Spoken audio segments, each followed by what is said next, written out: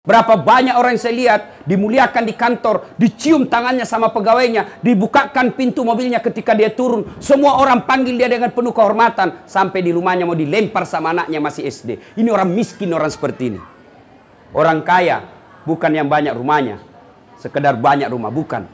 Orang yang kaya punya anak soleh dan soleha. Bismillahirrahmanirrahim. Innallaha wa malaikatahu yusalluna ala nabi. Ya ayyuhalladzina amanu sallu alaihi wa sallimu taslima.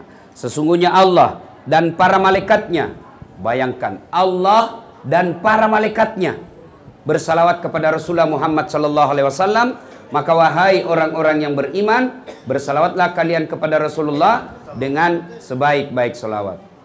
Ibu bapak, saudara-saudara sekalian, teristimewa yang kita hormati, tamu kehormatan kita siang hari ini, Bapak Wakil Gubernur Provinsi Sumatera Selatan, dan terkhusus yang kita hormati, Sahibul Bait yang mengundang kita datang ke tempat ini, Bapak Haji Hatta beserta keluarga, yang insya Allah dimuliakan dan dirahmati oleh Allah Subhanahu wa Ta'ala. Ibrahim alaihissalam punya istri namanya Siti Sarah. Siti Sarah punya usul sama suaminya. Bang, kamu kan Nabi, harus ada penerus ke perjuangan.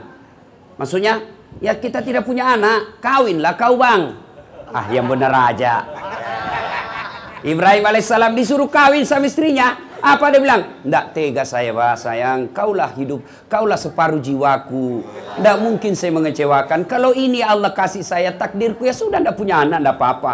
Diderasa terus, kawinlah kau bang. Ibrahim bilang, tidak mau saya, kawin kau. Saya tidak mau.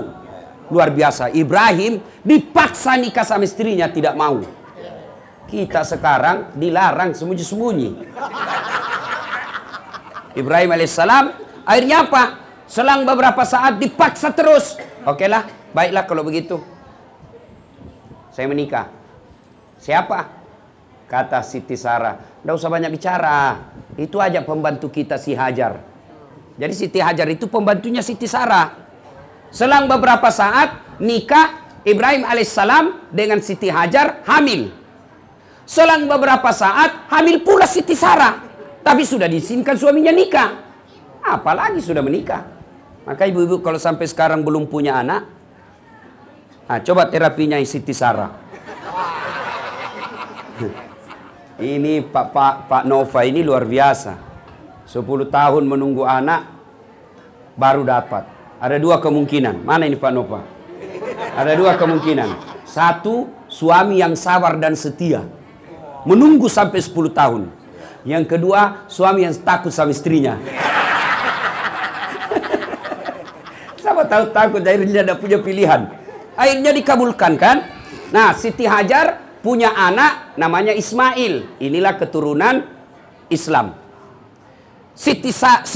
Ibrahim alaihissalam dengan Siti Sarah lahir anaknya namanya Ishak. Inilah keturunan Yahudi.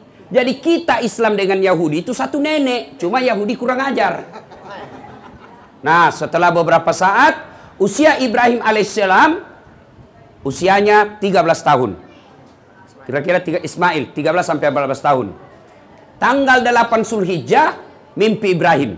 Potong itu anakmu. Bangun Ibrahim. Ini mimpi atau wahyu? Kalau mimpi, kenapa jelas sekali? Kalau wahyu, kenapa anak disuruh potong? Berpikir-pikir Ibrahim sepanjang malam. Pada tanggal 8 Zulhijjah. Maka tanggal 8 Zulhijjah kita orang Islam sekarang disebut hari Tarwiyah atau hari berpikir-pikir. Kita sunnah berpuasa. Tanggal 9 Zulhijjah, mimpi lagi Ibrahim alaihissalam. Ibrahim, potong itu anakmu. Bangun Ibrahim.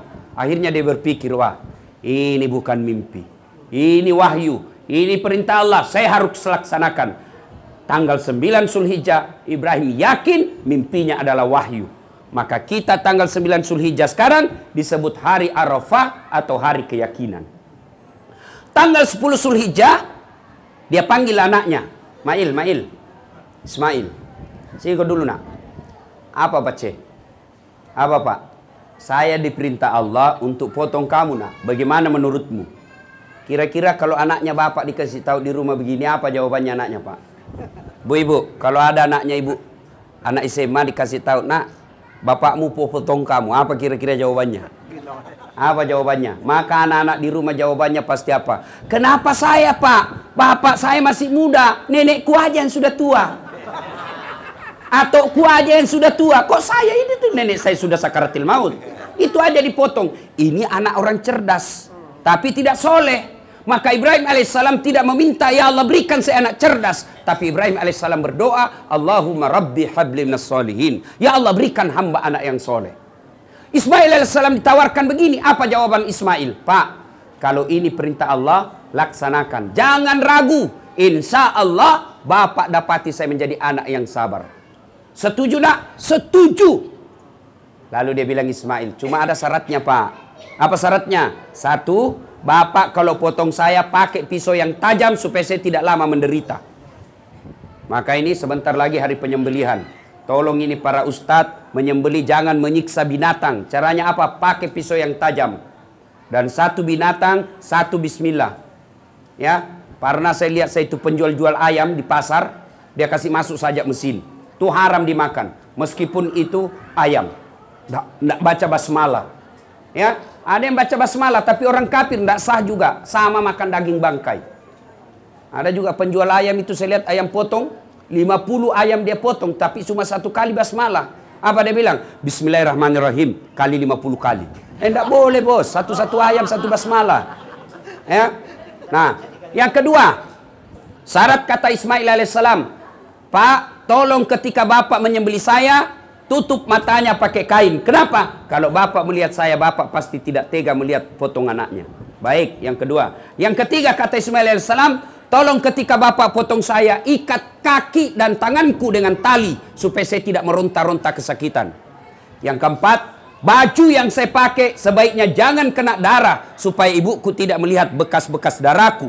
Dan yang kelima, kalau saya sudah wafat, tolong depan rumah tidak ada anak-anak lelaki yang lewat seumuranku supaya ibuku tidak mengenang saya.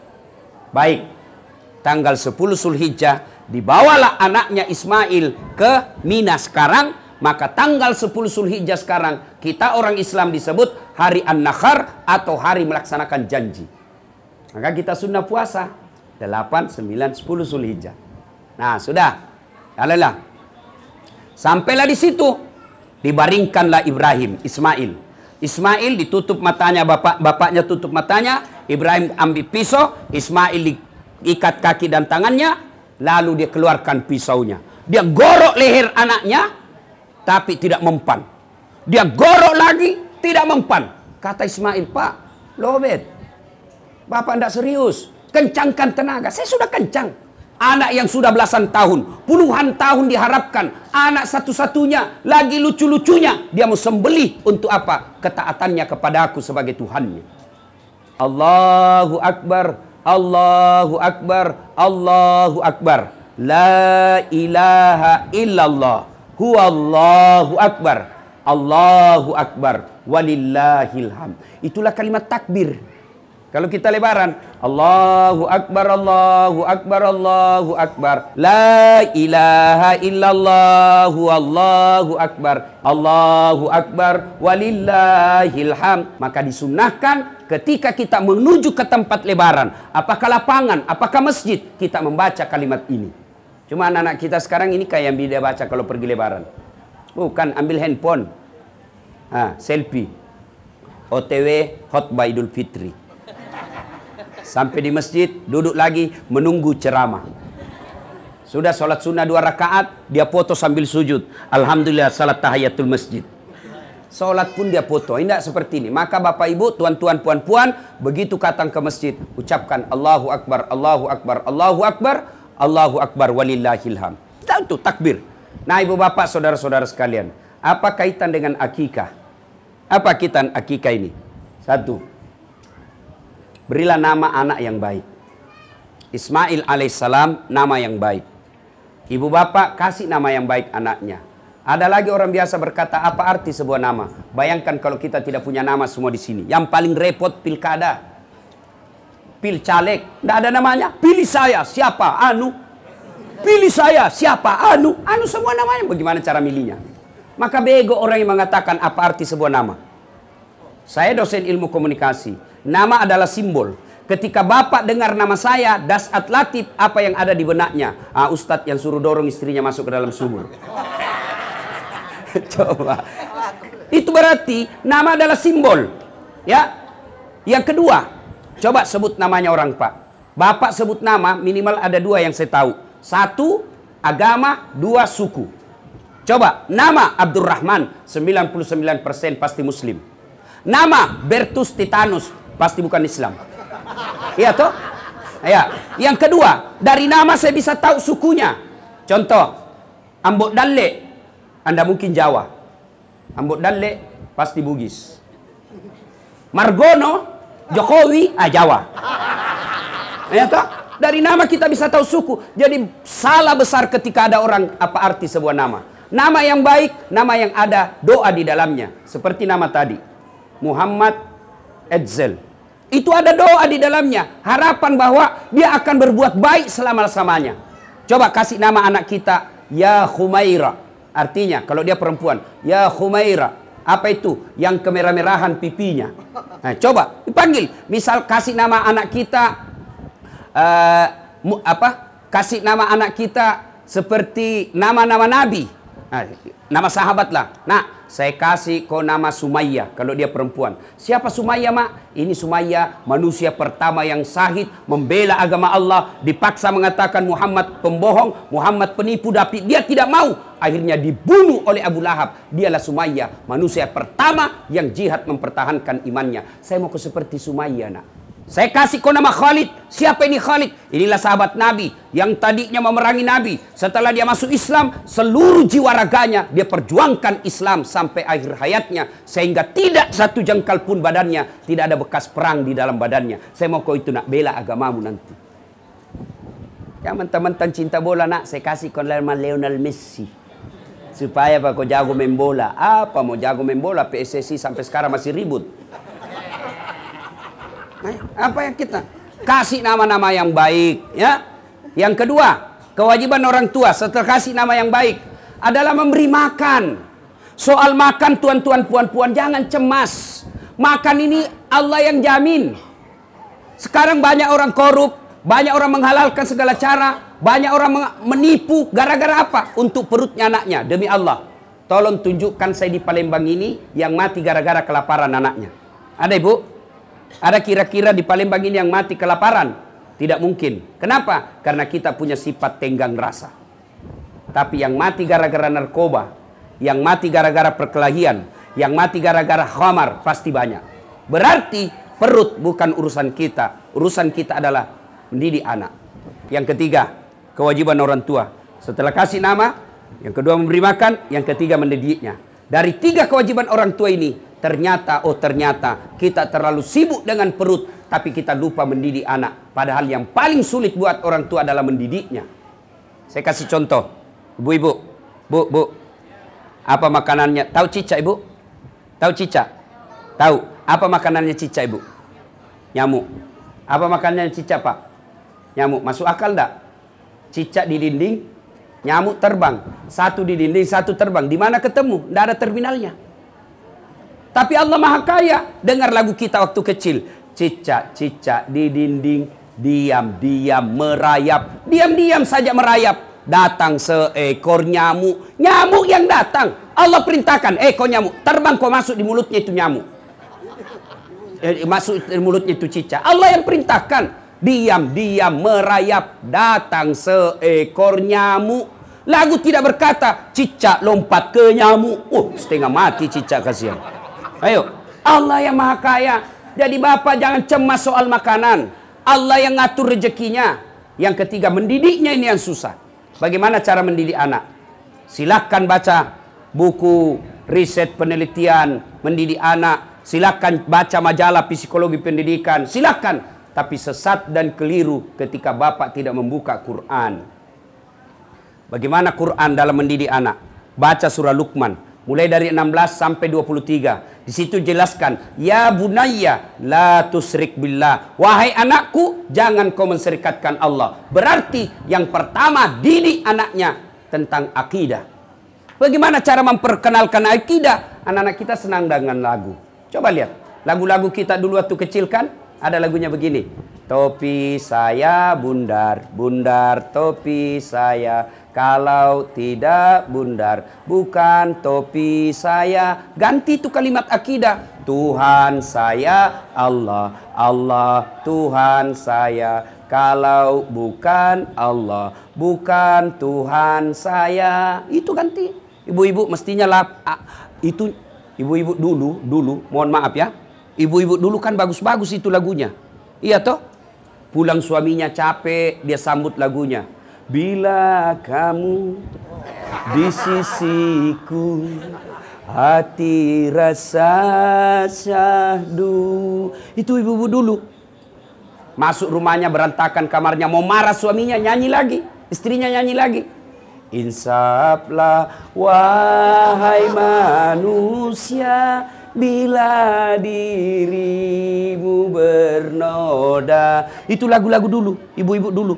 Sekarang ibu-ibu lagunya apa? Yo, yo ayo, yo ayo, yo ayo. Ayo apa? Ayo poligami. Ayo. Pulang suaminya capek-capek, apa lagunya? Lai lai lai lai lai lai, panggil aku si Jablay. Abang jarang pulang, aku jarang dibelai. Disambung anaknya yang masih gadis. Pulang-pulangku berbadan dua. Mana anak-anak rusak? Lagunya aja sudah rusak. Ya, coba ibu, lagunya lebih. Ini Agustusan. Jaga istri-istri bapak, Pak. Sebentar lagi Agustusan. Biasanya ibu-ibu ada lomba senam, lomba olahraga. Apa ibu-ibu dilarang olahraga? Olahraga ibu supaya sehat, suamimu tahan di tempat tidur. Olahraga silakan, tapi jangan campur sama laki-laki. Ini 17-an. Apa lagunya? Putar ke kiri nona, putarlah ke kiri, kiri. Dongo. Tahu dongo? Beleng-beleng. Tahu beleng-beleng? Dongo. Tahu dongo? Beleng-beleng. Itulah ibu-ibu dibodoh-bodohi. Coba bayangkan. Ini di kantor, mudah-mudahan tidak ada di kantor pemerintah. Perempuan di depan, pakai jilbab tapi jilbab sempit. Laki-laki di belakang, suaminya orang. Apa senamnya? Ibu-ibu senamnya. 1, 2. Bapak-bapak suaminya orang di belakang. 3. Nggak tahu, saya serius ini, Bu. Nah, ibu bapak, saudara-saudara sekalian. Yang ketiga, pendidik anak. Pertama, didik anak kita melalui akidah. Bagaimana akidah itu? Perkenalkan dengan lagu-lagu. Anak-anak usia kecil itu, usia TK itu senang lagu. Coba lihat anak-anak kalau dikasih lagu, cepat sekali menghafal. Maka ibu-ibu perkenalkan lagu-lagu tauhid. Perkenalkan lagu-lagu akhlak. Pada zaman dahulu, saya waktu kecil, saya bisa tahu sejarah Nabi melalui lagunya ibu saya. Pada zaman dahulu kala, pada zaman jahiliyah. Sambil cuci piring itu. Saya tanya, kenapa mak zaman jahiliyah? Lahirlah seorang rasul yang terakhir dan mulia. Saya tanya lagi, siapa namanya mak? Nabi Muhammad namanya. Siapa nama ibunya? Siti Aminah ibunya. Bapaknya siapa? Abdullah nama ayahnya. Di mana tinggal? Di Palembang atau Makassar?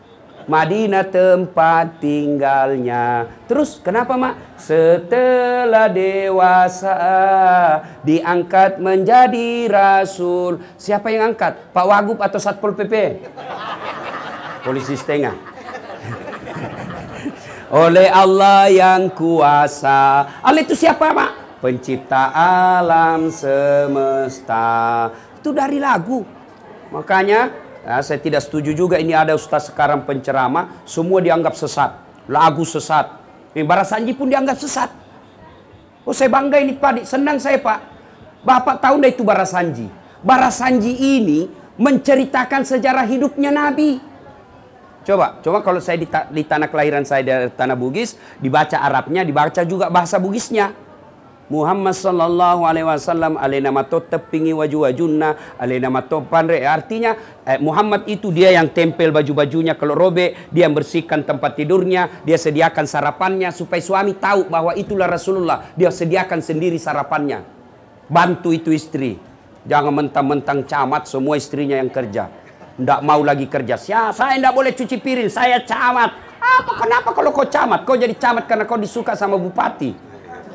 Biar bupati suka kau, kalau istrinya bupati tidak suka kamu, tidak jadi camat kau.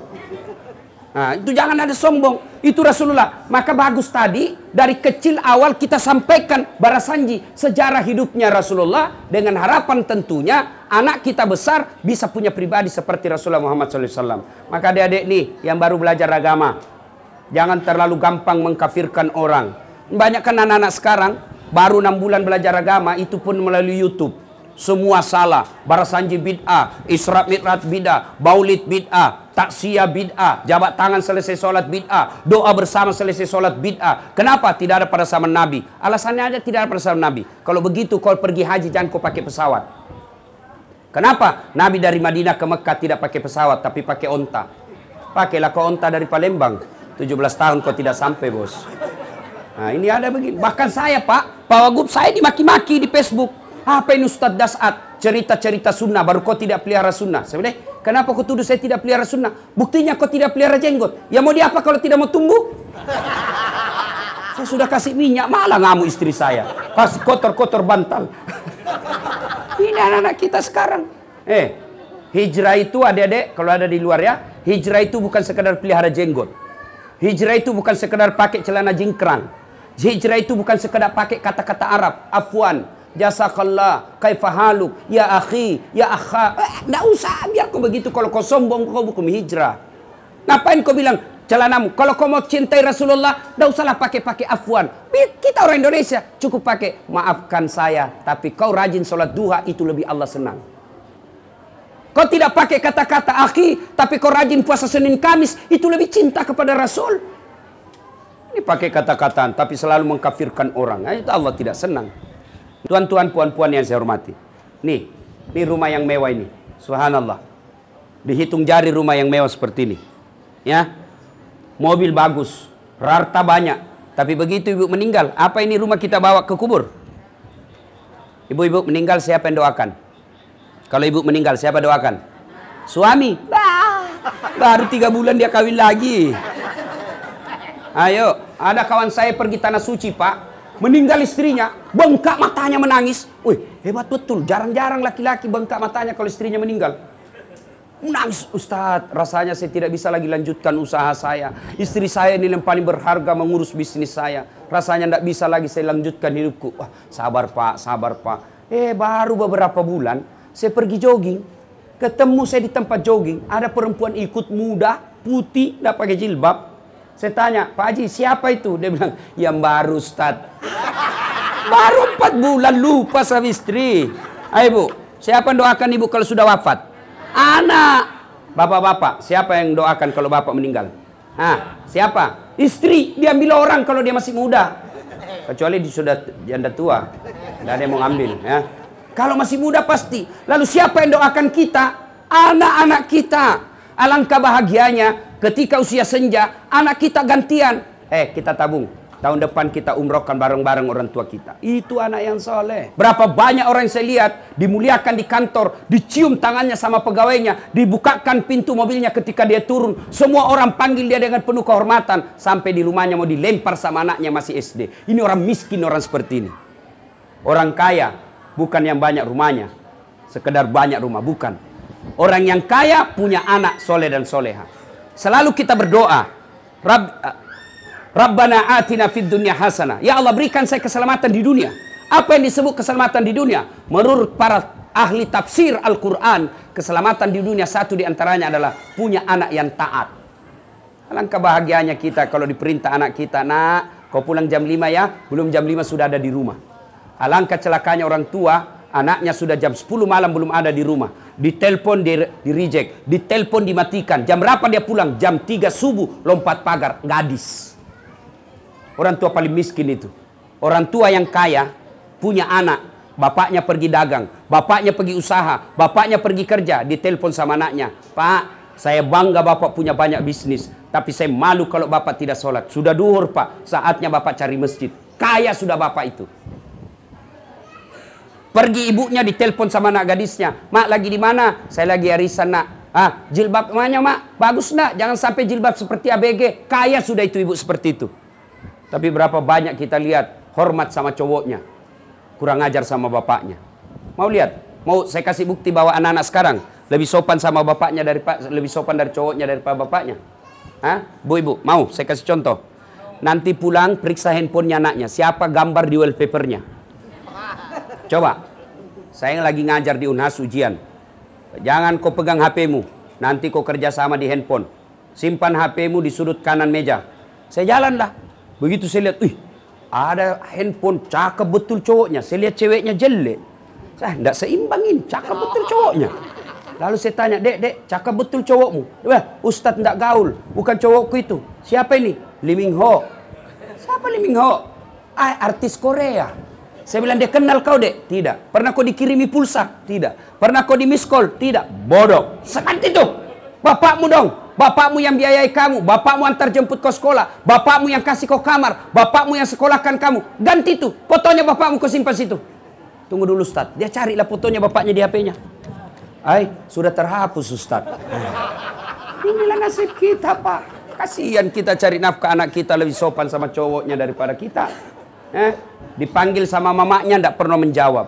Nah, jemput saya nak, bapakmu tidak bisa jemput saya. Apa jawaban anak kita yang tinggi sekolahnya? Capek mak, kita baru pulang kerja. Giliran ceweknya, calon istrinya yang telepon. Bang, telepon saya. Tunggu Dinda, 10 menit saya datang. Itu ku coba lihat. Miskin kita kalau punya anak seperti itu. Ya, itu model anak durhaka yang masih sekolah. Bagaimana model punya suami? Lain lagi modelnya, Pak. Kurang ajar sama mertuanya. Kurang ajar sama bapaknya. Datang mertuanya baru 1 jam langsung ditanya, kapan pulang, Pak? Baru duduk bapaknya, suaminya datang. Ngancam suaminya. Baru keluar dia telepon, di mana kau? Suaminya dijadikan tahanan kota. Wajib lapor 24 jam. Di mana kau? Di kantor. Bohong, tolong video call.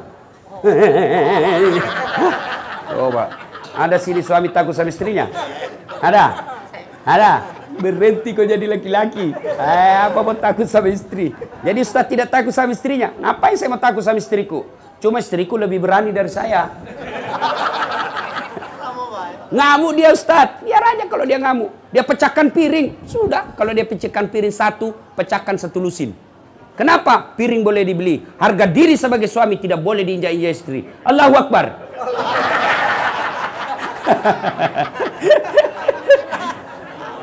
Bu. Mau enggak masuk surga? Mau? Taat sama suami. Biar ibu jidatnya sholat, Senin Kamis dia puasa, tadarus tiap hari 1 juz, tiap malam dia tahajud, tapi kurang ajar sama mertua dan suaminya. Demi Allah kata Nabi, jangankan kau masuk surga, baunya surga kau tidak akan dapat. Ya marah-marah, Bu. Sahabat kau suruh panggil saya. Ayo. Jangan, maka. Ustadz, suamiku selingkuh. Tidak ada urusan. Ustadz, suamiku pemabuk. Itu enaknya jadi perempuan Islam. Tidak menanggung dosa suami. Beda kami suami-suami. Meskipun kami penghafal Quran, ketua majelis ulama, tapi istrinya tidak pakai jilbab. Istrinya tidak sholat. Istrinya tidak puasa. Meskipun suaminya ketua majelis ulama, kata Allah, ku ampusakum wa ahlikum narani. Bapak, masuk kota mani neraka itu istrimu. Itu ditanggung ibu. Beda kalau perempuan, ya, suaminya tukang mabuk, suaminya pengedar narkoba, suaminya bahkan tukang koruptor, tukang tipu, tapi istrinya baik agamanya. Bu, nih ada 7 pintu surga, tadkhulul jannati bisalam. Silakan ibu pilih mana kau mau masuk surga di situ. Mau jannatul firdaus silakan, mau jannatul naim silakan. Tidak ada urusan dengan suamimu. Tuh enaknya jadi perempuan Islam. Makanya jangan suka ngomel-ngomel. Bu. Ya, jelas. Bu ya, jelas. Kira gampang jadi suami. Kita di luar setengah mati cari proyek, dimaki-maki kontraktor. Dimaki-maki sama gubernur. Dimaki-maki sama kepala dinas. Untuk apa? Supaya kita dapat proyek, supaya istri bisa pakai mobil. Supaya istri punya, tidak rusak itu kulitmu kau jalan. Dilindungi kau dengan kasih AC rumahmu. Dikasih kau berlian supaya saudaramu hargai kamu. Itulah kerjanya laki-laki. Maka hargai suami. Cuma kita juga, bapak-bapak, jangan hianati istri. Alasan rapat, ternyata pergi merapat. Hei, Pak, masih ingat? Waktu kita menikah, saudara Dasat Latif, saya nikahkan engkau dengan anak gadisku, Nora Siddiqah Nasrun, dengan mahar seperangkat alat sholat tunai karena bukan karena gubernur, bukan karena wagub, bukan karena kapolda, bukan karena presiden, tapi siapa yang kita jadikan gadai? Siapa? Allah. Allah yang kita gadaikan untuk menghalalkan anak gadisnya orang. Lalu kita hianati, pantas 30 tahun kau cari nafkah, tidak bisa kau lepas dari kredit. Kenapa? Kau hianati istrimu. Ada orang 30 tahun cari kerja, tidak bisa hidupnya baik. Kenapa? Kau tipu istrimu. Wanita yang paling setia mendampingimu. Siang malam, dia tinggalkan keluarganya, dia tinggalkan ibunya, dia tinggalkan bapaknya, dia tinggalkan tanah kelahirannya, datang merantau ke Palembang untuk ikut sama suaminya. Ternyata sampai di Palembang dihina dan dimaki-maki sama suaminya. Pantas hidupmu susah. Kenapa kau tidak menghargai orang yang setia mendampingimu? Bapak-bapak tahu berapa istrinya Nabi? Berapa? 11. Ini pertanyaan paling tidak senang ibu-ibu. 11 istri Nabi, Bu. 11. 11, Pak. Meskipun kita cuma punya kuota 4 giga. Ibu, dalam rumah tangga itu kan ada 4 tipe, Bu. 4 rumah tangga itu dalam Quran ada 4 macam. 1, suaminya beriman, istrinya kafir. Ya, ini Nabi Lut alaihissalam. Yang kedua, istrinya beriman, suaminya kafir. Ini Fir'aun laknatullah alaih. Yang ketiga, istrinya kafir, suaminya kafir, Abu Lahab. Yang keempat, istrinya beriman, suaminya beriman, Ibrahim alaihissalam. Ibu kira-kira pilih mana? Rumah tangga yang bagaimana? Ibrahim alaihissalam. Tapi ibu tahu, Ibrahim itu 2 istrinya. Tidak usah Ustaz, langsung dah bilang ibu-ibu di depan saya. Tidak usah Ustaz, Fir'aun saja. Bapak saudara-saudara sekalian. Nah, Rasulullah itu 11 istri beliau. Tapi dari 11 istri beliau, tidak ada pun satu istri beliau mengatakan, saya nyesal nikah sama kau Muhammad. Rugi saya nikah sama kau Muhammad. Semua senang. 11. Kita satu istri menderita lahir batin. Coba, mau tahu sifatnya Rasulullah? Hah? Pak Nova. Rasulullah itu mandi junub sama istrinya. Kira-kira Bapak mandi junub berapa kali 1 bulan? Coba. Saya waktu pengantin baru mandi junub sama istri saya. Saya peluk dari belakang. Angkat ketek saya. Lagi. Waktu pengantin baru. Sudah ada anaknya. Dia bilang, Ustaz mandi junub lagi sama-sama. Dia geli. Itu Rasulullah, Pak. Coba. Yang kedua sifat Rasulullah. Itu Rasulullah kalau minum. Itu minum seteguk. Dia kasih lagi istrinya. Coba. Seteguk. Dia minum kasih lagi istrinya. Hebatnya. Bekas bibirnya istrinya dia minum Rasulullah. Misal Aisyah dia teguk di sini, maka dia minum di sini. Bekas bibir gelasnya itu di gelasnya bekas bibirnya Aisyah dia minum. Bismillahirrahmanirrahim.